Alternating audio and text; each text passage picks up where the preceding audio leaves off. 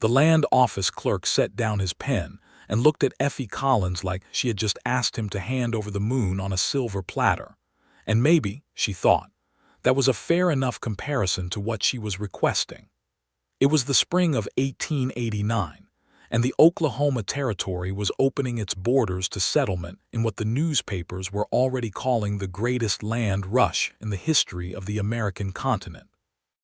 Thousands of men had gathered at the boundary lines with horses and wagons, and every variety of ambition a human heart could contain, and Effie Collins had arrived among them with $32, a team of 2 mules named Biscuit and Clover, a wagon that had seen better decades, and a stubbornness that her late mother had called a blessing, and her late father had called a curse, depending on which day of the week it happened to be.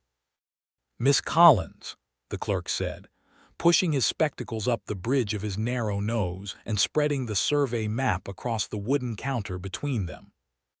He tapped one finger against a section of land in the southwest corner of the territorial map, a parcel that sat at the junction of a dry creek bed and a stretch of rocky limestone shelf that rose and fell in uneven ridges like the spine of some ancient buried creature.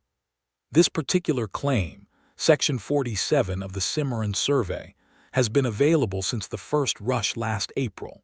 No one has filed on it. No one has camped on it. In point of fact, no one has so much as ridden across it without turning around and finding themselves a more agreeable piece of ground. "I can see that," Effie said. She studied the map with the focused calm of a woman who had already made her decision before walking through the door. "I am asking you to file it in my name. The reason no one has filed on it," the clerk continued, as though she hadn't spoken, "is that the Cimarron River cuts through the western edge every spring and makes about 40% of it useless for farming until August at the earliest. The limestone shelf on the east side makes plowing a considerable challenge. The nearest water well is 3 miles north, and there have been some difficulties with a cattle outfit out of Texas that considers that stretch of ground to be part of their traditional drive corridor. They have not been what I would call welcoming to homesteaders. You have described exactly the piece of land I want," Effie said. "File it, please." The clerk stared at her for a long moment. He was a middle-aged man with ink-stained fingers and the resigned expression of someone who had watched enough settlers make enough mistakes to last several lifetimes. "May I ask why, Miss Collins?" Effie reached into the canvas bag she carried over one shoulder and produced her filing fee, which she counted out in exact coins onto the counter.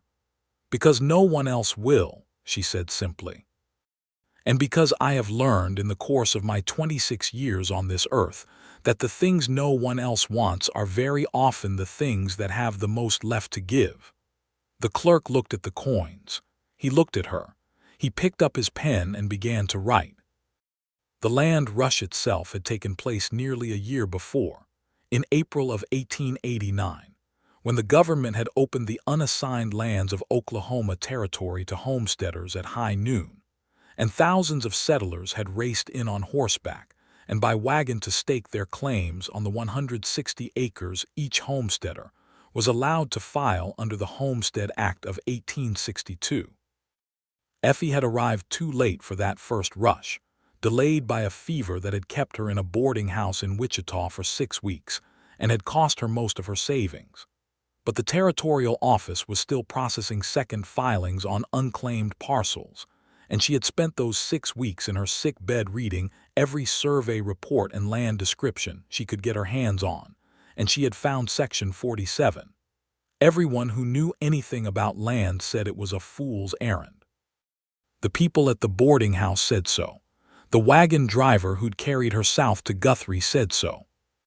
The 2 women she'd briefly shared a campsite with on the way down said so, with such sincerity and concern in their faces that Effie had thanked them warmly and kept riding. She drove her wagon onto the claim on a Thursday morning in March of 1890, and the wind came across the flat prairie with a sound like something large and indifferent breathing, and the sky above was the particular shade of blue that only exists in the Oklahoma sky in early spring before the weather turns serious. The rocky limestone shelf caught the morning light and threw it back in copper and ochre, and a kind of pale gold that made the whole landscape look like it was smoldering from underneath. The dry creek bed that ran along the western edge was already showing the first silver threads of snowmelt from the north, and the cottonwood trees that grew along its banks were beginning to silver with their early catkins. Effie Collins stood beside her wagon, her hands resting on Biscuit's warm flank, and she thought that this piece of ground that no one wanted looked, in this particular light, like a painting of itself. She had 2 months before the Cimarron flooding season would make the western portion of her claim impassable. She needed to get a shelter up, dig a kitchen garden on the higher eastern ground, map the limestone shelf to find the seams that could be quarried for building stone, and locate a reliable water source. She also needed to do all of this alone, because she was, in every practical sense, entirely alone. She had been born in Ohio, the daughter of a schoolteacher father and a dressmaker mother, the second of 4 children. Her parents had died in a diphtheria outbreak when she was 19, and she had spent 3 years caring for her younger siblings until her elder brother James had married and taken the younger ones in. That had left Effie free, at 22, to do something with herself, which was a concept she found somewhat overwhelming and entirely exhilarating in equal measure. She had worked as a teacher in Kansas for 4 years, saving carefully, and then the land rush news had reached her, and she had felt something move in her chest like a compass needle swinging toward true north. She unhitched the mules and staked them to graze, pulled on her work gloves, and started walking the boundary of her claim with the survey stakes and her own copy of the land description, measuring and marking and making notes in the small ledger book she kept in her apron pocket. She was still walking the eastern boundary line, marking a particularly promising outcrop of pale limestone that would make fine building material, when she heard the sound of wheels on the track that ran along the northern edge of the claim, and she looked up to see a wagon coming to a stop on the parcel of ground directly adjacent to hers on the north side. The man who climbed down from the wagon seat was tall, with the kind of build that came from actual physical labor rather than deliberate effort, broad through the shoulders and lean everywhere else. He wore a dark wool coat that had been mended at one elbow and a hat that had been through considerable weather. He moved around to the back of his wagon with the economical purpose of someone who had specific things to accomplish and intended to accomplish them, and for several minutes he didn't seem to notice her at all. Then he looked up, and their eyes met across the rough grass and limestone of the boundary line between their 2 properties, and Effie felt something shift very slightly in the atmosphere, the way air shifts when a door in a distant room opens. "Morning," he said. He had a steady voice, neither warm nor cold, just level, the kind of voice that didn't waste effort on inflection it didn't mean. "Morning," Effie returned. She went back to her survey notes. He went back to his wagon. After a few minutes, she heard him hammering his own survey stakes into the ground along his northern boundary, working with the methodical patience of someone who had done this kind of work before. She glanced up once and found that he was walking his own claim line in the same direction she was walking hers, the 2 of them moving in parallel along the boundary that separated their parcels, about 30 yards apart. She made a note about the limestone outcrop in her ledger and moved on. His name, she would learn the following morning when he came to the boundary line with his hat in his hands, and an expression of absolute directness that she would come to understand, was simply how his face worked, was Andrew Ralston. He was 29 years old. He had come down from Colorado, where he had spent 6 years working a silver claim that had produced modest but reliable returns until a cave-in the previous autumn had collapsed the main shaft and taken 2 of his partners with it. He had walked away from the wreckage with enough money to buy his wagon and team, his tools and his filing fee, and he had driven south to Oklahoma Territory because he was finished with holes in the ground and wanted something that grew up instead of down. "The reason I am telling you this," he said, standing at the boundary line with his hat turning slowly in his hands, is that I intend to be a reasonable neighbor, and reasonable neighbors introduce themselves properly. Effie Collins, she said, and shook his hand across the boundary line. His grip was firm and brief and entirely respectful. I noticed you are planning to build on the eastern shelf, he said, nodding toward the limestone outcrop she had been marking the previous day. I am. The stone cuts well. I have some experience with limestone quarry work. I thought I might mention that if you need assistance with the initial cuts, I am willing to help. Effie regarded him steadily. She had received many offers of help from men since she had arrived in the territory, and most of them had come with conditions attached that she had no interest in accepting. This man's face held none of the calculation she had learned to recognize. He looked instead like someone who was simply offering information, the way he might mention which direction the wind was coming from. I will keep that in mind, she said. Thank you, Mr. Ralston. He put his hat back on. Thank you, Miss Collins, and he went back to his own work. She watched him go for just a moment before returning to her own. The first 2 weeks were a revelation in the specific variety of suffering that honest land-breaking involves. Effie had known it would be hard. She had read accounts, she had spoken to settlers, she had worked hard physical labor before. But nothing quite prepares a person for the full experience of breaking ground that has never been broken, driving stakes into rocky earth with arms that ache from the shoulder socket down, hauling water 3 miles in barrels that slosh and make the mules weary, and sleeping in the wagon under canvas while the March wind makes its opinions very loudly known all night long. She did not complain, because there was no one to complain to. She set her jaw and she worked from first light to last light, and every evening she sat on the wagon tailgate with her ledger and her candle, and she made her plans for the following day with the same focused precision she had once used to grade schoolroom papers. Andrew Ralston was doing the same on his parcel.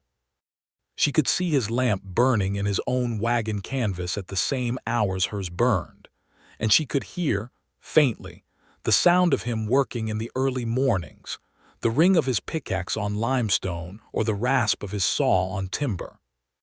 He had begun almost immediately to lay the foundation of a structure, working with a quiet and stubborn competence that she found, though she didn't particularly dwell on it, genuinely admirable. On the 12th day, a Thursday, she was attempting to work a particularly obdurate section of limestone at the corner of her foundation plot when her larger pry bar slipped on the wet stone and came down across her left hand with a force that made her vision go white for a moment. She sat back against the limestone face and looked at her hand with a kind of detached focus, assessing. 2 fingers were badly bruised, possibly cracked. The skin was split across the knuckles. It was not, she decided, broken enough to prevent work, but it was going to complicate things considerably. Miss Collins. She looked up. Andrew Ralston was standing at the boundary line 20 yards off with his hat pulled low against the wind. He had clearly heard the sound of the bar coming down. I am fine, she said. He crossed the boundary line and came toward her without particular hurry, but with a directness that suggested he had no intention of being redirected. He crouched down beside her and looked at her hand without touching it. May I? He said, which was not quite a question and not quite a request, and she understood it to mean that he wanted to look more closely, so she held her hand out. He examined her fingers with a gentleness that seemed entirely at odds with the size of his hands, turning them carefully in the thin spring light, pressing lightly along the bones. Not broken, he said. Badly bruised, the second finger especially. He looked up at her. Do you have any cloth I can wrap it with? I have a clean handkerchief in my kit. He waited while she retrieved it, and then he wrapped her fingers with a neatness and competence that surprised her. You have done that before, she said. Mining accidents are frequent, he said. You learn to wrap a hand quickly. He finished the wrapping and sat back on his heels. The pry bar will be difficult to use for a few days with that hand. Yes, she agreed. I finished my own foundation work this morning, he said.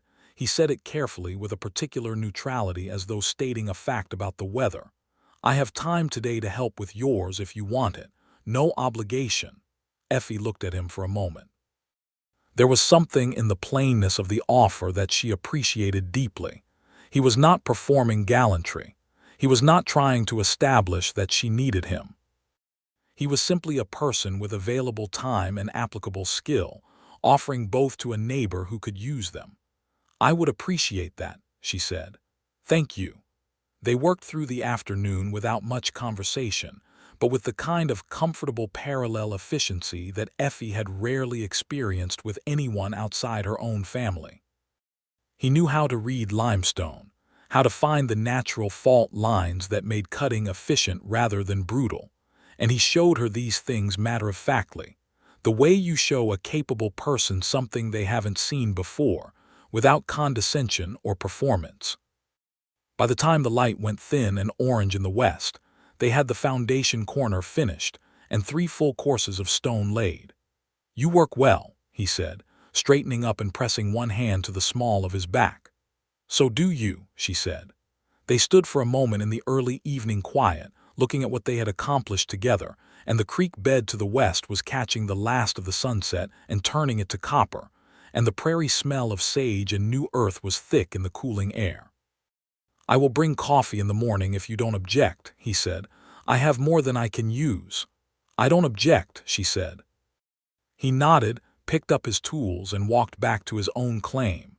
Effie stood a moment longer in the evening air, looking at the stone foundation taking shape against the limestone shelf, and she was aware, in some part of herself that she didn't typically examine too carefully, that the day had felt different from the ones before it.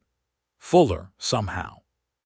Less lonely, in a way that had nothing to do with being a woman needing a man and everything to do with being a person who had found, unexpectedly, another person operating at a similar frequency. She wrote in her ledger that evening, and then sat for a while longer than usual, looking at the stars coming out over the dark shape of the prairie. The first serious trouble arrived in the 3rd week of March, just as Effie had expected it would, in the form of 3 horsemen from the south who came up the dry creek bed at a trot, and pulled up at the edge of her claim with the particular posture of men who have decided in advance that they are going to be unpleasant about something. The man in front was a foreman by the look of him, weathered and hard-eyed, with the kind of authority that came from years of managing other men in difficult conditions. His name, he told her, was Vance Holt, and he rode for the Meridian Cattle Company out of Texas. And that creek bed, miss, has been the Meridian Drive corridor for the last 9 years. And it is going to continue being the Meridian Drive corridor regardless of what any land office clerk in Guthrie says on a piece of paper. Effie stood in front of her partially built stone wall with her work gloves on and her chin level, and she said, "Mr. Holt, this land was legally filed with the Territorial Land Office on March 6th of this year, and belongs to me under the laws of the United States and the Territory of Oklahoma. I am not obstructing your drive. I am building a house on the eastern portion of my claim, well away from the creek bed, which I have no objection to your cattle using as a travel corridor, provided none of them are turned onto my planted ground." Holt looked at her for a long moment. Behind him, the 2 other riders exchanged a look that was not favorable. "Miss," Holt said, "the Meridian outfit has been operating in this territory since before there was a territory, and they are not going to adjust their operations because a woman from somewhere east decided to plant a kitchen garden on their drive route." "Mr. Holt," Effie said, "I have a filed claim, I have a right to this land, and I intend to develop it. I am willing to be a reasonable neighbor to your outfit, as I hope you will be to me, but I will not be moved." Holt looked at her for another long, assessing moment, then turned his horse and rode back down the creek bed with his 2 riders behind him, and the sound of their hoofbeats diminished into the prairie distance. Effie's hands were steady, but her heart was knocking around in her chest like something trying to find the door, and she pressed one palm flat against the stone wall she had been building and breathed slowly until it steadied. That was Vance Holt. She turned. Andrew Ralston was standing at the boundary line, having clearly heard the whole thing. He had a shovel in one hand and an expression she couldn't entirely read. "Yes," she said. "The Meridian Company has been moving cattle through this part of the territory for years," he said. "They pushed out 2 families that tried to settle south of here last year." "I know," Effie said. "I read about it before I filed." He was quiet for a moment. "And you filed anyway." "The law is on my side," she said. "I intend to act like it is." Andrew Ralston looked at her for a moment with that steady, measuring expression, and then something shifted very slightly in it, something that was not quite a smile but occupied the same neighborhood. "That is either very brave or very foolish," he said. "It may be both," she allowed. "I will keep watch," he said simply. "If they come back with more men, I want to know about it. I will not ask you to fight my battles, Mr. Ralston." "I am not offering to fight them," he said. "I am offering to stand beside you while you fight them. There is a difference." She held his gaze for a moment and felt something settle in her chest, something that had been slightly unsettled since the moment Holt had appeared at the edge of her land. "Thank you," she said. "I mean that." "I know you do," he said, and went back to his digging. The Meridian Company did come back, 12 days later, and this time they came with more purpose and a different strategy. Instead of direct confrontation, they simply drove a herd of 300 longhorns directly through the western portion of Effie's claim at 2 in the morning. And by the time she heard the sound and came out of her canvas shelter with a lantern, the creek bed section of her property was thoroughly churned to mud, and her survey stakes along the western boundary had been pulled and scattered. She stood in the lantern light looking at the damage, and the anger she felt was cold and specific rather than hot and diffuse, which was, she had always found, the more useful variety. Andrew was there in less than 5 minutes, having heard the cattle noise from his own claim. He came with his own lantern and his rifle across one arm, not threateningly, just present, and he walked the damage with her in the dark, and they assessed it together without melodrama. "The stakes can be replaced," he said. "The mud will firm up. They did not touch the foundation." "No," she agreed. "They were making a point, not destroying property. They want me rattled and doubtful." "Are you rattled?" She thought about it honestly. "A little," she said, "but not doubtful." He looked at her in the lantern light for a moment. They were standing close together on the churned ground, their breath misting slightly in the cold pre-dawn air, and the prairie was very dark and very large around them. "I intend to write to the territorial governor's office in the morning," she said, "about the Meridian Company's interference with legal homestead claims. I am not the only settler they have pressured. There are 3 other families within a 10-mile stretch who have had similar difficulties." "I know the family to the west," Andrew said. "The Hargroves. They have been here since last April and have had considerable trouble." "I will talk to them," Effie said. "If several of us make formal complaint together, it carries more weight than one person alone." He was quiet for a moment, watching her in the lantern light with an expression she couldn't entirely decipher in the dim. Then he said, "Miss Collins, I would like to say something." "Go ahead." "I have been in this territory for 3 weeks," he said. "I have met a considerable number of people coming through and settling around here. And I have not met anyone, man or woman, who approaches difficulties the way you do."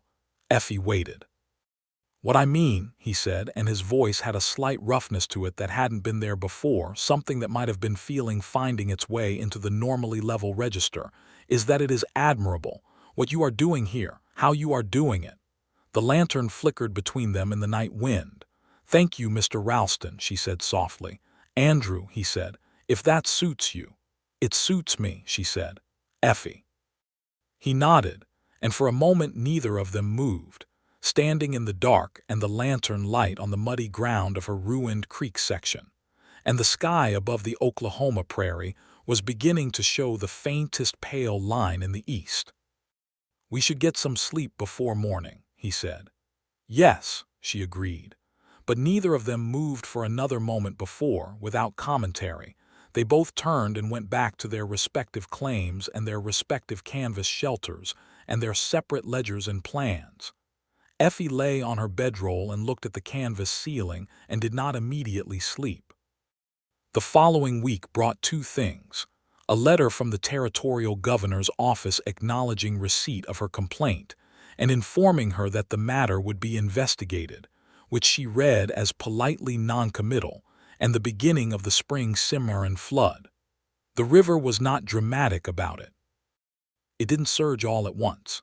It came as rivers in that territory came, gradually and then all at once, the western creek bed filling from a trickle to a stream to a rushing brown current over the course of 4 days, and by the 5th day the entire western third of her claim was under a foot of water. She had planned for this, had built on the higher eastern ground, had trenched drainage channels along the limestone shelf to direct water away from her growing foundation. The flooding, while extensive, stayed within the boundaries she had anticipated. She spent 3 days in mud-caked boots digging and monitoring and redirecting, and on the 4th day the water level stabilized. Andrew's parcel, sitting slightly higher on the northern side, had less flooding but was not immune to the soft ground and complicated drainage that the spring runoff created. They had fallen into a pattern by now of sharing coffee in the mornings at the boundary line, a habit that had started with his offer and continued, because both of them had come to rely on it in ways neither of them examined too carefully out loud. The coffee conversations were not particularly romantic, which was part of what made them valuable. They talked about soil composition and drainage techniques and the best varieties of winter wheat for the territory's climate, about the territorial legislature and what the new statehood debates might mean for land rights, about the Hargrove family and the 2 other homesteader families Effie had contacted about their shared problems with the Meridian Company. But they were also, increasingly, conversations about other things. About Colorado, which Andrew described with a quietly contained affection that she found moving, the way he talked about the mountains as though they were something he had been in love with and had needed to leave for his own good. About Ohio, which Effie described more cheerfully, her father's schoolroom and her mother's workroom and the particular quality of Ohio light in October. About why they were here, both of them, on the hardest claims in this stretch of territory, both of them having chosen difficulty when easier land had been available. "You could have filed on any of a dozen better parcels," he said one morning. The coffee was very hot and the air was cold, and the sun was just beginning to come across the prairie with that spring gold that felt personal. "So could you," she said. He looked at his claim, then at hers. "Mine had good stone and decent elevation," he said. The drainage challenge seemed manageable. "Those were not the only reasons," she said. He looked at her. "No," he agreed. "They weren't." He paused. "When I came down to the land office and asked about available parcels, the clerk showed me the same map he showed you, I expect. He showed me the unclaimed land. This parcel was already yours by then. Mine was adjacent, and I thought—" He stopped. "What did you think?" she asked, looking into her coffee cup. "I thought that whoever had filed on Section 47 was someone worth having for a neighbor," he said simply. She looked up at him. He was looking out at the horizon with a studied neutrality that was not entirely convincing. "That was a considerable assumption to make about a stranger," she said. "It was," he agreed, "but I have found it to be accurate." The silence that followed was warm in a way that had nothing to do with the coffee. "Andrew," she said, and the word sat differently in the air than it had before. "Effie," he said and looked at her, and there was nothing studied about his expression now. The sky was very blue, and the prairie was very large, and the 2 of them stood at the boundary line between their claims with their coffee cups and the whole of the Oklahoma territory around them. And nothing was said that was not already said, but something settled between them like a key fitting quietly into a lock. That afternoon, 3 men she didn't know rode up from the south and told her, with less courtesy than Holt had managed, that the Meridian Company was withdrawing its previous offers of reasonable settlement, and that if she wanted to avoid losing her improvements, she should consider abandoning her claim. Effie told them, with the precise and thorough legal knowledge she had been accumulating for months, Exactly what the territorial law said about harassment of homestead claims. Exactly what complaints she had already lodged with the territorial governor's office. And exactly what her intentions were if any Meridian cattle came through her property again without her expressed permission. The men left. She found that her hands were shaking very slightly when she went back to her stonework, not from fear but from the effort of holding the anger in a productive shape. Andrew appeared at the boundary line. He had seen the riders. "How bad?" he asked. "They are escalating their pressure," she said. "But they did not make any specific threats. They are still trying to frighten rather than harm, I think." "I think so too," he said, "for now. The letter to the governor's office needs a response soon," she said. "I am going to write again, and I am going to write to the territorial newspaper as well. Public attention is something the Meridian Company will want to avoid." "That is smart," he said. "Will you add your name to the letter?" she asked. "You have had cattle on your land as well." "Yes," he said, without hesitation. They sat together that evening at the boundary line, she with her ledger and he with a piece of paper he had brought from his own wagon, and they composed the letter together in the fading light, their heads bent over the pages, their voices consulting and deciding in the quiet way of people who have begun to think in harmony. His handwriting was neat and small. Hers was rounder, more emphatic. The letter was better for both of them working on it. When it was finished and the light was nearly gone, they sat for a moment in the dark without moving, the letter between them, the sounds of the night prairie rising around them. "I need to ask you something," Andrew said. His voice had the particular quality it got when he was being especially careful. "Ask it," she said. "Are you all right? Not the claim, not the Meridian Company, you personally." The question surprised her, which was itself surprising because she had not known until he asked it that she had needed someone to ask it. She thought about it honestly. "I am tired," she said. "I am sometimes frightened, though I don't generally say so. I am entirely certain that what I am doing is right and worth the difficulty, and I am very glad," she said, and paused, and then continued because she had decided to be honest, "that you are next door." He was quiet for a moment. "I am glad of the same thing," he said. The letter went out the next morning, carried by a rider going north to Guthrie, signed by Effie Collins and Andrew Ralston and the Hargrove family, and a young couple named Prentice who had been homesteading a parcel 2 miles east since the previous autumn and had their own Meridian troubles to report. 2 weeks passed.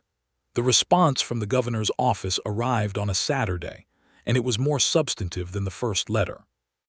It acknowledged the specific complaints, named the Meridian Company by name, and informed the claimants that a territorial marshal would be dispatched to investigate the matter within 30 days. It was not a guarantee of anything, but it was a door opening. Effie read it standing outside her now considerably advanced stone house, which had 3 walls up and was beginning to look like what it was intended to be, and she felt a deep, uncomplicated satisfaction settle through her. Andrew was repairing his own roof structure when she walked over to show him the letter. He climbed down from the roof and read it standing in the sun, and his expression as he finished it and looked up at her was the nearest she had yet seen him come to a full smile. "Well done," he said, and his voice was warm with genuine feeling. "That is well done, Effie." She was aware, standing in the spring sunlight with the letter in her hand and his eyes on her face, of her heart doing something she recognized from her mother's descriptions of it, which her mother had always called being caught off guard by a feeling you were already having. "Thank you," she said. "We did it together." "You started it," he said. "The idea, the first letter talking to the Hargroves and the Prentices. And you signed your name and sat in the dark and helped me write it," she said. He looked at her for a long moment in the afternoon sun. His hat was in his hand, which had become a habitual gesture when they talked, she had noticed, as though he kept forgetting to put it back on. "I would like to take you to the settlement at Kingfisher on Saturday," he said. "There is a proper meal to be had at the boarding house there, or so the Hargroves tell me. I would like to celebrate the governor's letter appropriately." The directness of the invitation was so perfectly in keeping with everything she knew about him that she felt a warmth move through her chest like sunlight through glass. "I would like that," she said. The 20 miles to Kingfisher took them most of a morning in his wagon, the two of them sitting on the bench seat with a proper distance between them that felt, in the context of everything they had shared over the past 2 months, both appropriate and somewhat irrelevant. The spring prairie was doing its full performance around them, the grass coming green and vivid over the limestone and clay, the sky enormous and inhabited with the kind of clouds that looked hand-placed.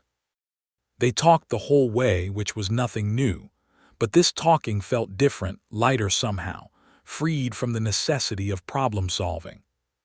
He told her about his childhood in Kentucky before his family had moved west, his father who had been a blacksmith and had taught Andrew to work stone and metal with equal patience. She told him about her father's schoolroom and the winter afternoons helping him grade compositions and the particular quiet of a school building after the children had gone home. "You like teaching," he said. "Very much," she said. "But there are other ways to make a place for learning. I think about that sometimes. About building something where people can come and study eventually, not just a house." He looked at her with that focused attention he gave to things that interested him. "Tell me." "When I have the claim established," she said, "when the house is finished and the land is producing, I would like to build a school, or a building that can serve as one. The nearest school to our claims is in Kingfisher, and that is 20 miles. There are children on 3 homesteads within 5 miles of our parcels who have no access to formal schooling." He was quiet for a moment. "That is a considerable ambition," he said. "Yes," she agreed. "It is exactly the right kind," he said. They ate their meal at the Kingfisher boarding house at a corner table by the window, and the food was simple and well made, and the coffee was better than what they'd been drinking on the claim, and outside the window the little settlement of Kingfisher went about its Saturday business in the warm spring afternoon. They had been talking for 2 hours, easy and continuous and increasingly personal, when he set down his coffee cup and looked at her with an expression she had come to recognize as his version of vulnerability, the way he looked when he was about to say something that mattered to him. "Effie," he said. "Andrew," she said. A pause, brief but significant. "I think you know what I want to say," he said. "I think I do," she said. "I am not a man who is especially practiced at this," he said carefully. "I have spent most of my adult life in places where the company was mostly men and mostly concerned with extracting something from the ground, and the opportunities for this kind of conversation were limited." "This kind of conversation," she repeated with the beginning of a smile. "The kind that goes somewhere," he said. "That is meant to." She looked at him across the table, at this man who had driven his wagon onto the worst piece of land adjacent to hers, and who had offered help without strings, and who had sat in the dark with her composing letters, and who asked her, with absolute sincerity, if she was all right, not the claim, but her personally. "I think," she said, "that you are better at it than you believe." He reached across the table and put his hand over hers, which was resting on the tabletop beside her coffee cup, and the touch was warm and steady and entirely certain. "I would like to court you," he said, "properly, if you are agreeable." She turned her hand under his so that their palms were together. "I am agreeable," she said. The ride home that evening was different from the ride out in ways that were not dramatic but were entirely clear. The way a landscape looks different in different light even when nothing in it has changed. They sat close enough on the wagon bench that their arms touched when the road was uneven, which it often was, and they let them touch without moving apart. The stars were coming out over the prairie when they reached the claims, and he helped her down from the wagon with a hand that held hers a moment longer than strictly necessary, and they stood in the dark at the boundary line between their parcels looking up at the enormous Oklahoma sky. "I need to check on Biscuit and Clover," she said, because she did, and also because she needed a reason to move before she simply stood there looking at him indefinitely. "I will see you in the morning," he said. "Coffee." "Coffee," she agreed, and went to her mules, and he went to his horses, and the night was very large and very warm around both of them. The summer came in fast and serious, the way Oklahoma summers do, and the prairie turned from green to gold and the work on both claims intensified. Effie's house was finished in June, the stone walls thick and cool, a proper window on the south and east faces, a stone fireplace that Andrew helped her build over the course of a long Saturday that involved a great deal of precise measurement, and mortar and occasional laughter when the measurements didn't agree with each other. She moved her belongings from the wagon into the house on a Thursday evening in late June, carrying her boxes and her bedroll and her books and her mother's small sewing kit and her father's copy of Blackstone's commentaries, which she had carried everywhere for 7 years, and she arranged them in the stone rooms with a satisfaction so deep it was almost painful.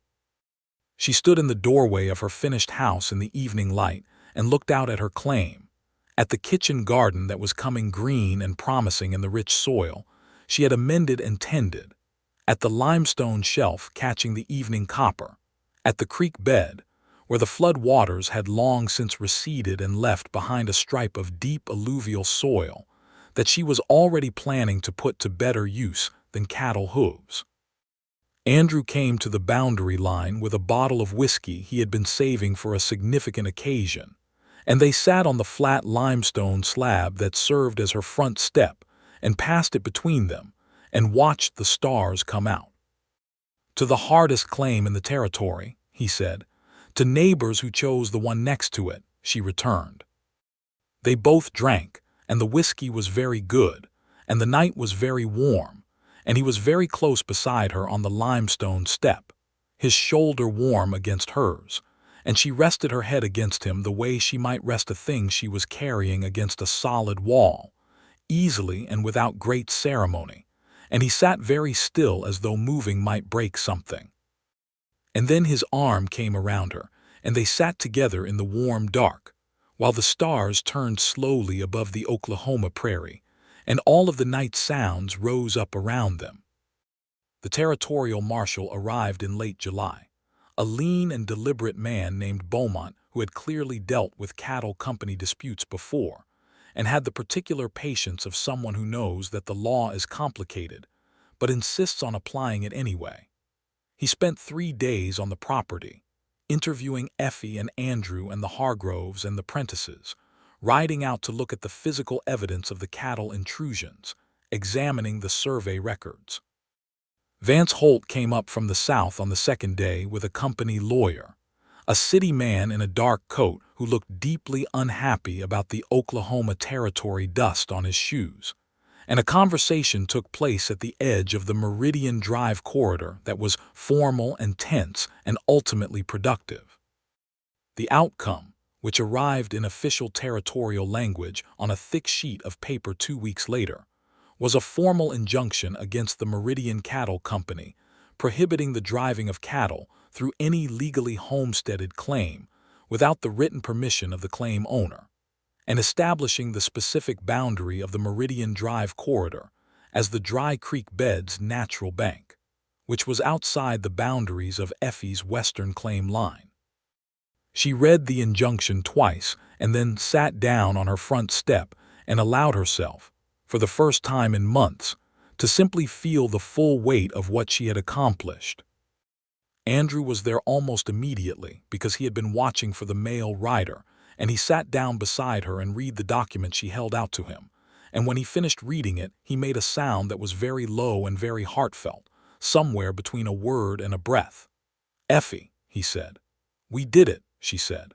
Her voice was not entirely steady. He took the injunction out of her hand and set it carefully on the step beside him, and then he took both her hands in his and held them. "You did it," he said, "start to finish, the filing, the letters, the persistence. You stood beside me," she said, "every time." He looked at her for a moment with his face entirely open, all of the studied neutrality gone, and she saw in it what had been building there for months, something large and quiet and completely serious. "I intend to go on doing that," he said, "if you will have me." The words were simple and direct and entirely like him, and they landed in her chest with the precision of something that had been made to fit exactly there.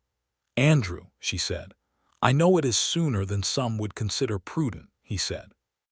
"We have known each other 5 months. But I have lived most of my adult life underground or in the back country, and I know the difference between finding something good and finding something rare.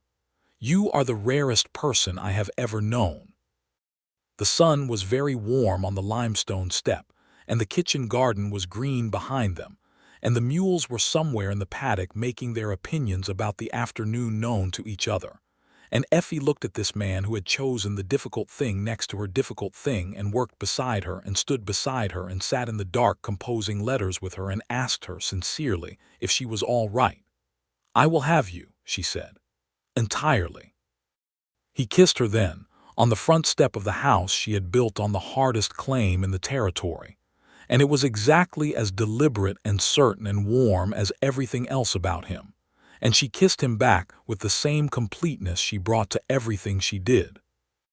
They were married in September of 1890 at the settlement church in Kingfisher, with the Hargrove family in attendance and the Prentices, and the land office clerk from Guthrie who had filed Effie's claim, and who told Andrew afterward, with a look of genuine satisfaction, that he had wondered from the first day whether someone might not follow her onto that adjacent piece of ground. Effie wore her mother's lace collar on a blue dress she had made herself during the 2 calm weeks between the marshal's visit and the injunction, and Andrew wore a dark coat that was not the mendied one, having acquired a new one in Kingfisher on a trip he had made without explaining where he was going, which she understood when she saw it.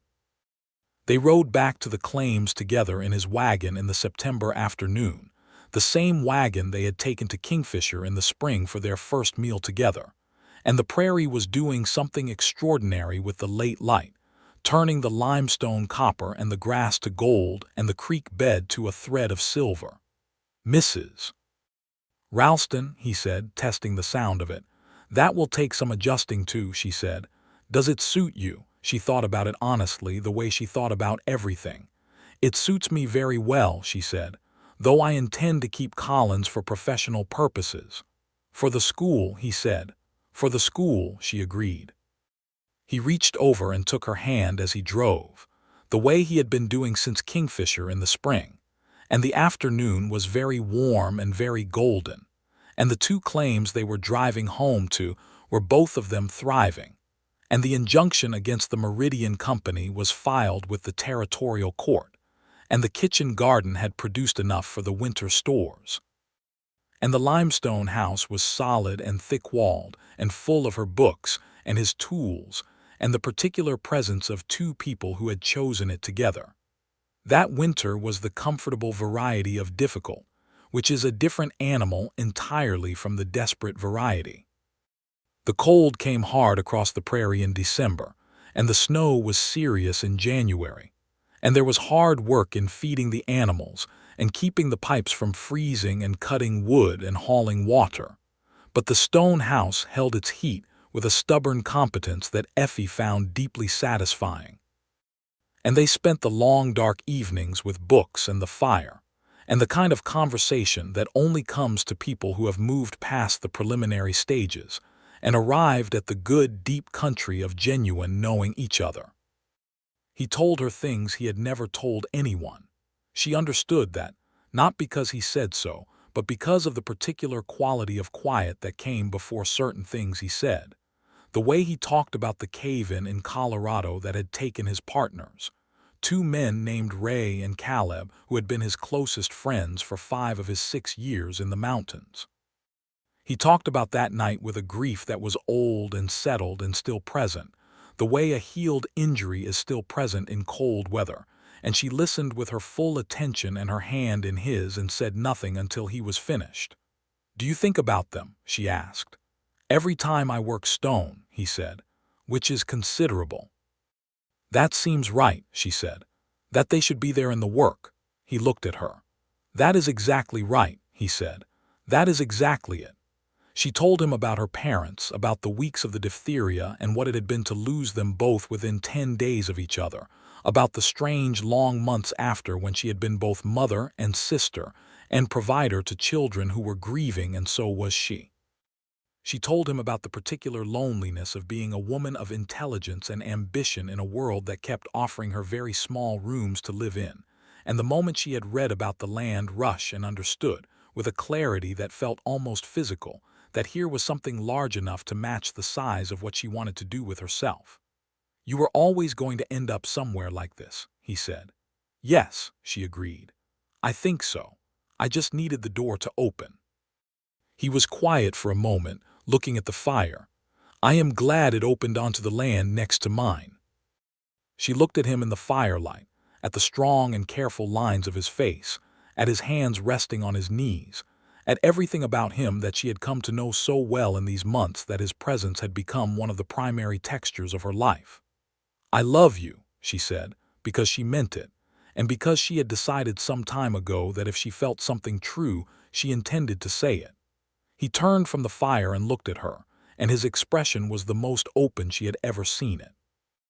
"I love you," he said, and his voice had that roughness in it that she had first heard on the muddy ground of her flooded claim at 2 in the morning by lantern light. "I have been in love with you, I think, since the second morning, since you came to the boundary line and said you had been thinking about the drainage problem in the northeast corner," she laughed, which surprised them both. "That is a very specific romantic memory. You had your hair pinned up and your boots were muddy and you were carrying your ledger and you had clearly been up since before dawn thinking about drainage," he said. "And I thought, there is a person I need to know more of." She moved closer to him on the bench beside the fire and he put his arm around her and she leaned against him, and the fire burned low and warm, and outside the prairie was white with January snow under a sky full of stars. Spring came again, and with it the business of a second full farming season, which was in every way more organized and efficient than the first. The kitchen garden doubled in size. Effie planted a section of the rich alluvial soil along the receded creek bed with corn and sorghum, just as she had planned, and the results by July were enough to make the neighboring claims envious. Andrew had begun quarrying the limestone shelf in earnest, not just for their own use, but as a supply for the growing settlement market. Stone was in high demand as the territory's towns began to build seriously rather than temporarily, and his careful quarrying operation was producing fine-grade building stone that fetched a good price from builders as far north as Guthrie. They were building something together, in the clearest sense, not just individually but as a shared enterprise, their two claims and their skills and their resources combining in ways that neither had planned exactly, but both found entirely natural. It was in May of that second year that Effie, washing her face in the morning with the particular careful attention she was beginning to pay to how she felt each morning, understood that she was carrying their first child. She told Andrew that evening directly, in the same style she did most things, coming to where he was repairing a fence line on the shared boundary and saying, without preamble, "I believe we are going to have a child in November or December." He was very still for a moment, and then he set down his fence post and turned to face her with an expression she had never seen on him before, something that was beyond the vocabulary of his usual careful emotions, something open and overwhelmed and luminous all at once. "Effie," he said. "Yes," she said, smiling. He covered the ground between them in 3 steps and took her hands and looked at her face with that expression, and then he kissed her forehead and her hands and said nothing for a long moment, which was how she knew it was something very large.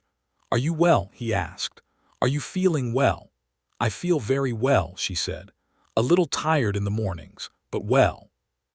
"You will tell me," he said, "when there is anything you need, anything at all." "You will be told," she promised. The pregnancy did what pregnancies do, which is to add a layer of new complexity to an already complex life. The summer was hot, the work continued, and Effie modified what she could, and refused to modify what she felt she didn't need to, which was a source of occasional spirited conversation between them that resolved, every time, with Andrew's acceptance that she was a person who knew her own capacities. She did, however, allow him to take over the heavier quarrying work entirely, and she spent the late summer and early autumn at the limestone table she had set up in the house, doing the letters and ledgers for his quarry operation, which had expanded enough to need proper accounting, while also continuing to plan for the school she intended to build. In October, she walked to the Hargrove homestead and the Prentice claim and spoke to both families about the school idea, and both responded with the kind of immediate and heartfelt enthusiasm that confirmed everything she had known about the need for it. The Hargroves had 3 children between the ages of 6 and 11 with no school within 20 miles. The Prentices had 2 young children and were expecting a third. There were 2 other families within the area who had expressed interest when she had mentioned the idea in passing, and between all of them there were enough children and enough need to justify building something real. After the baby, Andrew said, not as a prohibition but as a timeline. After the baby, she agreed. Spring, I think. Their son was born on a cold, clear night in the first week of December, 1891, with the help of a midwife named Mrs. Grant, who had come down from Kingfisher, and who proved to be exactly as competent and calm as her reputation suggested. Andrew was present for as much of it as Mrs. Grant permitted and beside Effie immediately after, and the moment he held his son for the first time, standing in the firelit stone room of the house on the hardest claim in the territory, Effie watched something happen in his face that she would carry with her for the rest of her life. They named him Thomas James Ralston, the Thomas for Andrew's father and the James for Effie's brother in Ohio. Thomas James Ralston arrived in the world with an opinion about most things and a set of lungs sufficient to make those opinions felt at considerable distance, and both his parents agreed, in the first week of his life, that he was entirely like both of them at once and therefore completely unprecedented. The first winter with an infant was its own particular adventure, and the stone house that Effie had built with such care proved its worth entirely, the thick walls holding heat through even the hardest January nights, the south-facing window catching the winter sun and warming the room where the baby slept in the cradle Andrew had built from salvaged timber.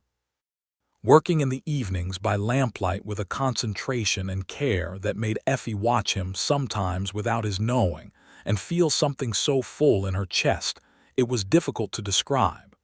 He was extraordinary with the baby. She had not known what to expect from him in this regard, given that he was a man who had lived most of his life alone or in male company, but she found that his particular combination of competence and patience translated perfectly to infant care, that he held Thomas with the same sure and steady hands he used for everything, and that the baby, who was suspicious of most things, appeared to share his father's opinion that Andrew was entirely reliable and could be trusted completely. Spring came to the territory again, and Effie began building her school. She had saved carefully, and the quarry operation had been profitable through the winter, and they had enough to fund the construction of a one-room stone building on the eastern edge of the combined property, positioned at the corner where both claims met the road that ran north toward Kingfisher. Andrew and 2 men from the Hargrove family did the heavy construction work over the course of 3 weeks in April, and Effie did the finish work, the plastering and the shelving and the blackboard she had ordered from Guthrie, and by the first week of May, the school building was standing solid and complete in the spring light. The opening day was a Saturday in mid-May of 1892, and 7 children arrived, ranging from 6 to 13, brought by their parents from 3 homesteads, and Effie Collins Ralston stood in front of her blackboard in her own schoolroom built on the claim she had chosen because no one else would, and taught the first class with a joy so complete it was almost difficult to contain. Andrew sat in the back of the room that first day, Thomas on his knee, and watched her, and his expression was the same one he had worn when he held his son for the first time, that luminous and overwhelmed openness that she had come to understand was how he looked when something was too good for his usual careful management of his emotions. She caught his eye over the heads of her students, and he smiled at her, a full, genuine smile that she had been collecting since that first morning at the boundary line, like someone collecting particular stones, one at a time, because each one was worth keeping. By the summer of 1892, the school had 12 regular students, and the Territorial School Board had sent a formal letter acknowledging it as an accredited school in the Cimarron district. Effie taught 4 days a week and managed the claims, accounting, and correspondence on the 5th, and Andrew ran the quarry operation and the farming with the help of a young man named Diego Salazar, who had come up from Texas looking for work, and who proved to be skilled with both stone and soil, and who had, over the months, become something between an employee and a younger member of the household. Diego was 19 and had come north across the Red River after the cattle drive he had been working with for 2 seasons had reduced its crew for the winter. He had arrived on their doorstep in November, thin and cold, and carrying a single leather bag and a recommendation letter from a rancher in Texas, whose handwriting suggested confidence in the bearer, and Andrew had looked at him for a long moment and offered him a bed in the stone outbuilding and work in the morning. That had been 4 months ago, and Diego had proven himself in every practical and moral sense, hardworking and honest, and with a dry humor that emerged gradually as he became comfortable, and a skill with horses that was extraordinary. His full name was Diego Alejandro Salazar, and he had grown up in southern Texas in a Mexican family that had worked the land there for 3 generations before the changing cattle economy had displaced him. And he talked about his grandmother's cooking and his family's land with the particular grief of someone who had lost something real and concrete and irreplaceable. Effie taught him to read more fluently than he had been taught before, in the evenings after dinner sometimes, sitting at the kitchen table with a newspaper or one of her books, and he received this instruction with a seriousness and gratitude that reminded her of her best students in Ohio, those children who understood that reading was a kind of freedom. The territory was changing around them, becoming more populated, more organized, more contested. The question of Oklahoma statehood was beginning to move through Congress with increasing seriousness, and the political conversations at the settlement meetings in Kingfisher were full of opinions about what it would mean for land rights and governance, and the futures of people who had built their lives here under territorial law. The situation with the Meridian Company had resolved itself almost entirely, partly due to the injunction and partly due to the changing cattle economy that was making the long drives from Texas less profitable and less practical as the railroads expanded. Vance Holt had ridden through once in the autumn of 1891, alone and without hostility, and had looked at Effie's house and her garden with an expression she could only describe as reluctant respect, and had tipped his hat to her and ridden on. She had told Andrew about it that evening, and he had said, without particular drama, "Good," and gone back to his mending.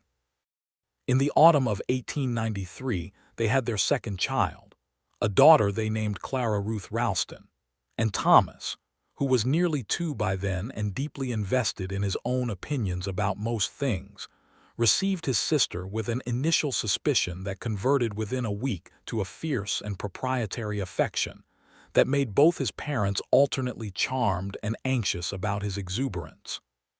Clara was, from the beginning, her father's child in temperament if not in feature, watchful and deliberate, and inclined to observe before acting, and she and Thomas together made a pair that kept their parents constantly engaged in ways that were exhausting and entirely wonderful. Diego, who was present for Clara's first weeks with the wary affection of a young man who has never been around infants and is not sure whether he is qualified to have opinions about them, was conquered entirely by the time Clara was 3 weeks old and had wrapped her small hand around his index finger. And after that, he was simply one more person in the household who would cross any necessary distance to make sure she was all right. That winter, Effie wrote a long letter to her brother James in Ohio, who had 2 children of his own now and a steady life that she was glad of, and she tried to describe what her life had become. The claims and the school and the quarry operation, and Andrew and Thomas and Clara and Diego, and the stone house, and the winter evenings, and the particular quality of the Oklahoma sky. And she found that the letter was very long and still not quite sufficient to contain it. James wrote back and said that he was coming to visit in the spring, which he had been saying for 2 years, and which this time proved to be true. He arrived in April of 1894 with his wife Martha and their 2 children, and the visit lasted 2 weeks and was one of the happiest of Effie's adult life. She walked James over every inch of both claims on the second day, showed him the school and the quarry and the kitchen garden and the creek bed corn and sorghum fields, explained the drainage systems and the soil amendments and the water rights she had secured the previous year for the well that now sat 40 yards from the house instead of 3 miles away. James was a steady and practical man who had spent his adult life in the same Ohio county where they had been born, and he walked the land with an attention that honored what she had made of it, asking real questions and listening to the real answers. "You are happy," he said, as a statement rather than a question, standing on the limestone shelf in the afternoon sun looking out over the combined view of both claims. "Profoundly," she said. "He is a good man," James said, about Andrew, who had spent the morning teaching James's older child how to spot the fault lines in limestone, which the child had taken to with an enthusiasm that had amused everyone. "He is the best person I know," Effie said simply. James looked at her for a moment with the particular expression of an older brother who had spent years worrying about a younger sister and has just been relieved of that worry entirely. "Good," he said. He put his arm around her briefly, and they stood together in the afternoon sun looking at the land she had chosen because no one else would. The following years built on each other with the satisfying accumulation of a life being well made. The school grew. By 1895, Effie had applied for and received a small territorial education grant that allowed her to extend the school building and hire an assistant teacher, a young woman named Frances Webb who had trained in Kansas City and who proved to be exactly the kind of person Effie liked to work with, competent and curious and unwilling to accept low standards. The quarry operation expanded steadily, Andrew's reputation for quality stone spreading through the territory's growing building trade, until he had more orders than he could fill in a season, and had taken on 2 additional workers alongside Diego, who had become, somewhere in the years since his arrival, the undisputed second in command of the operation and had also, somewhere in those same years, become engaged to marry Frances Webb, which had surprised no one who had been paying attention and delighted everyone who heard about it. Diego came to Andrew and Effie together to tell them, which they both found deeply moving in its formality, the young man who had arrived on their doorstep with a single leather bag and a letter of recommendation standing in their kitchen with his hat in his hands and a gravity and happiness at war in his face. "I know she is your teacher," he said to Effie, "and I want you to know I would never want to take her from her work. She says she will keep teaching, and I want you to know I support that." "Diego," Effie said, "if you had told me you wanted her to give up her work, this conversation would be going differently. As it is, I could not be more pleased." He broke into a smile that was one of the largest Effie had ever seen, and Andrew shook his hand and poured 3 cups of coffee, and the 3 of them sat at the kitchen table and talked about the future in the particular bright way that futures look when they have something specific to be glad about. The wedding was held in June of 1896 in the school building, which was also used for community gatherings, and had hosted 2 previous weddings and a considerable number of birthday celebrations in the years since its building.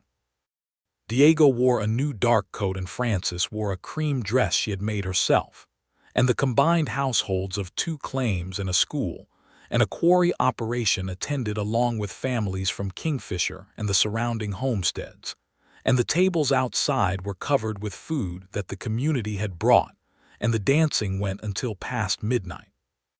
Thomas, who was 4 now and deeply interested in the music, danced with an enthusiasm that was more expression than technique. And Clara, who was 2.5, fell asleep in Andrew's arms somewhere around 9 o'clock and was carried gently to the wagon without waking, which was, Andrew told Effie later, perhaps the single most peaceful hour of his recent memory. The late 1890s brought the full reality of what Oklahoma Territory becoming a state would mean, and the political conversations became more urgent and more complicated. The question of land rights for the Native American nations who had been in the territory long before the homesteaders arrived was something Effie felt and spoke about with a directness that made her occasionally unpopular at certain settlement meetings, but that she refused to moderate, because the injustice was real, and the land history was real, and she had read enough law and history to know what had happened, and to be clear-eyed about her own position within it. She was not naive about the complexity of what she and Andrew and all the other homesteaders had done by taking land that had been opened for settlement by a government process that had itself been built on displacement.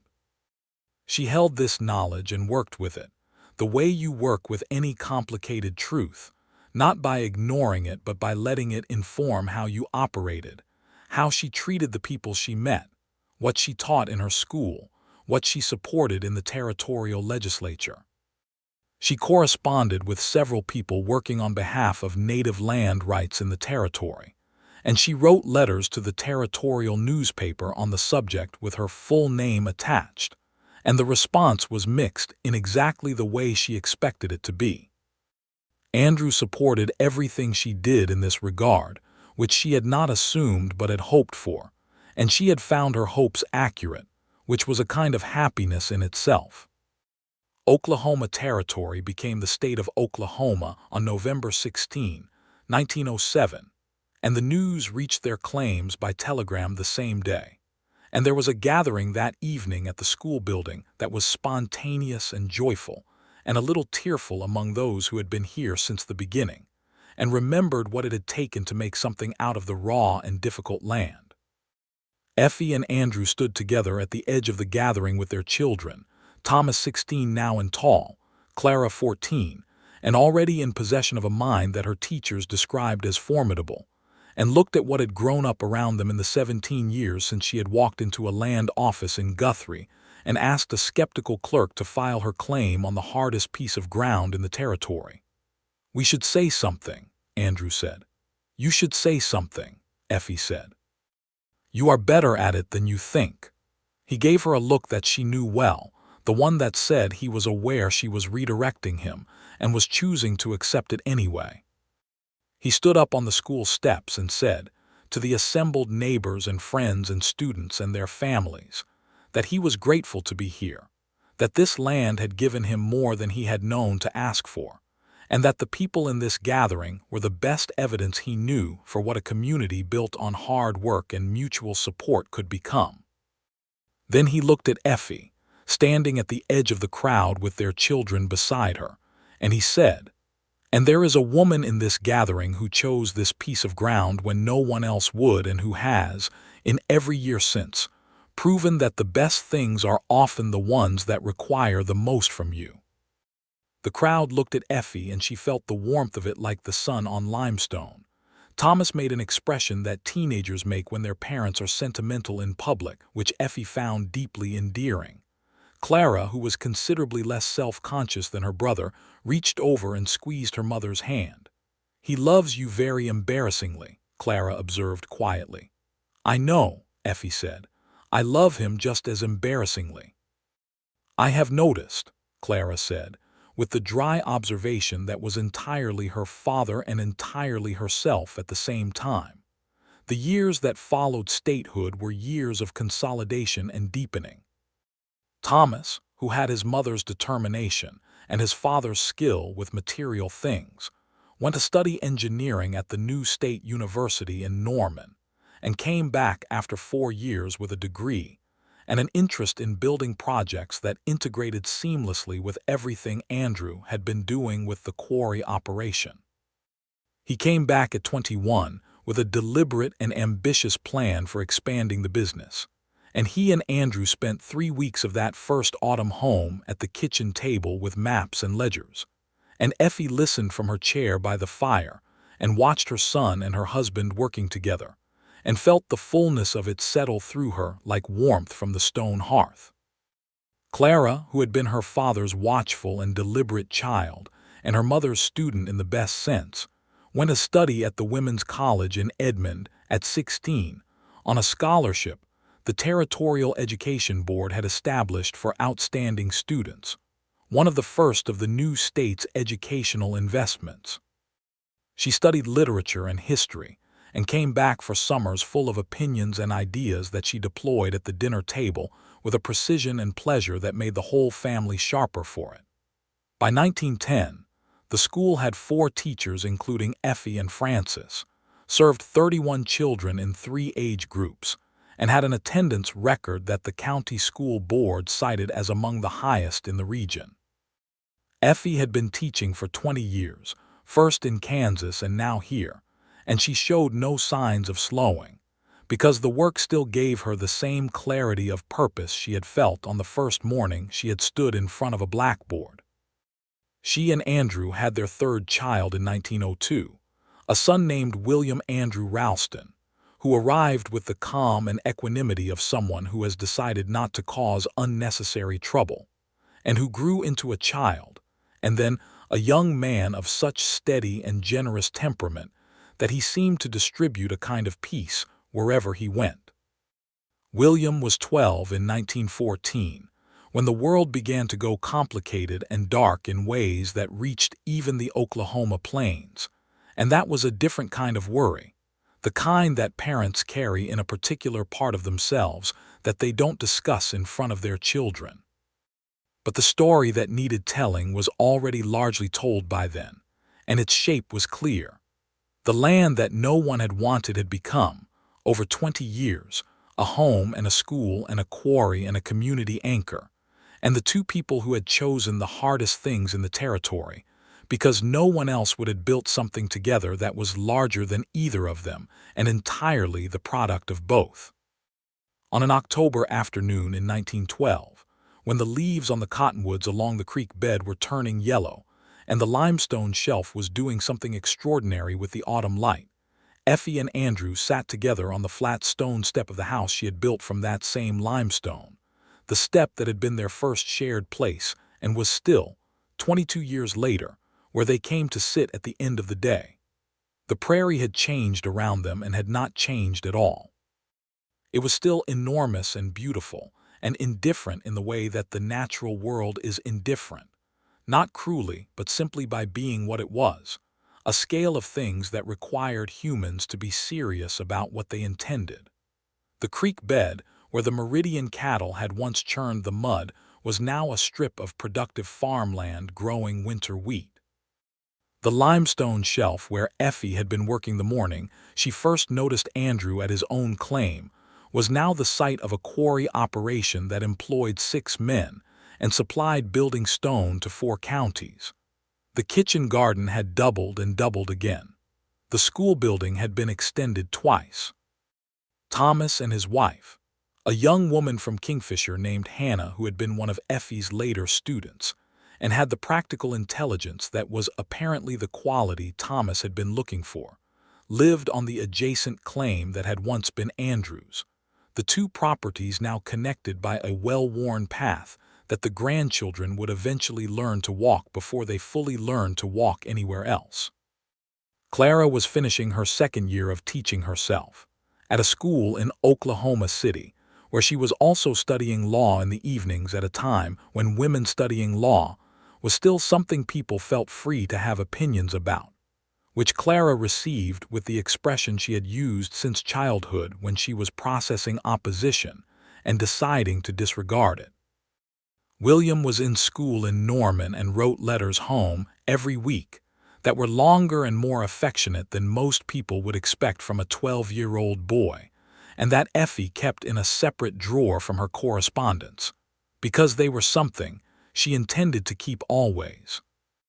Diego and Francis lived a half-mile west with their 3 children and continued to be, as they had always been, the people you wanted next door in any difficulty and across the table on any good occasion. The marshal who had come in 1890 to investigate the Meridian Company trouble had eventually become a friend of sorts, corresponding occasionally, sending word when things in the territorial legal landscape changed in ways that might affect land rights.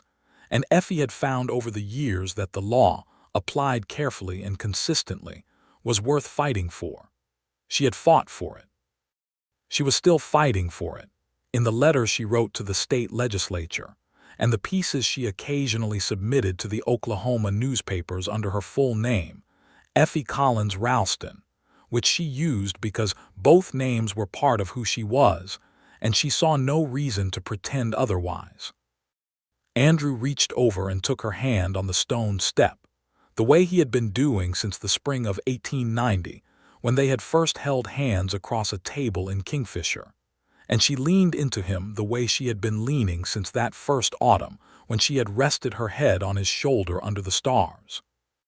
The afternoon light on the limestone shelf was doing the thing it did in October, that deep copper warmth that turned the stone to something like embers, and the cottonwood leaves along the creek were gold against the blue sky, and the smell of the prairie in autumn was sage and dried grass and the particular sharpness of coming cold. "Are you all right?" he asked, and the question had the same quality it had always had, not about the claim or the school or the quarry or the legal matters, but about her personally. She considered it honestly, as she always did. "I am more than all right," she said. "I am entirely and completely well." He pressed his lips to her hair, which had silver in it now alongside the brown, and she sat with that for a moment, the warmth of him and the warmth of the stone and the warmth of the October light, and the full and complicated and beautiful weight of everything they had made together on the hardest claim in the territory. "We did well," he said softly. "We did," she agreed. "We did very well." The cottonwood leaves turned and fell. The creek ran silver in the cooling air. The school building stood solid and pale on the eastern corner, the smoke beginning to come from its chimney, where Francis was getting it warm for the next day's classes. The quarry on the shelf was quiet in the late afternoon, the day's workers gone home. The winter wheat in the alluvial fields was a green whisper in the brown prairie, and the two of them sat on the limestone step of the house that had been built from the ground they had chosen when no one else would choose it, in the full and unhurried peace of people who have arrived, after long effort and much love, exactly where they intended to be. And the October sky above them was the particular blue that only exists over the Oklahoma plain in autumn, vast and clear and full of the peculiar American promise that this land had always held for those willing to do the hard work of making it real. And they sat in it together as the afternoon went slowly gold, and the years that had brought them here and the years that lay ahead were both, in this moment, entirely at rest.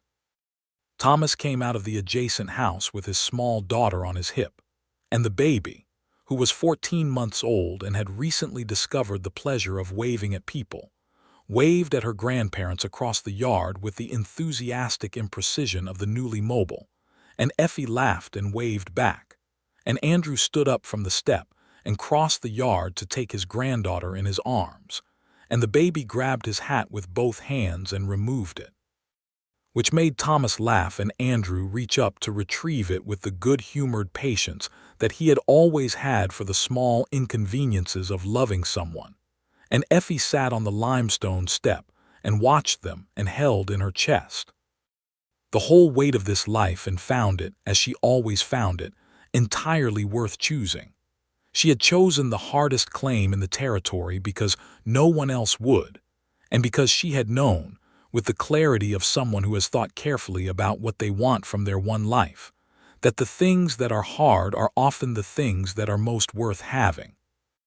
And he had chosen the one next to hers for reasons that were practical at first and entirely else by the end, because reasonable neighbors introduce themselves properly, and because there are people in this world who are worth crossing a boundary line for, and he had known her for exactly 2 mornings before he understood that she was one of them.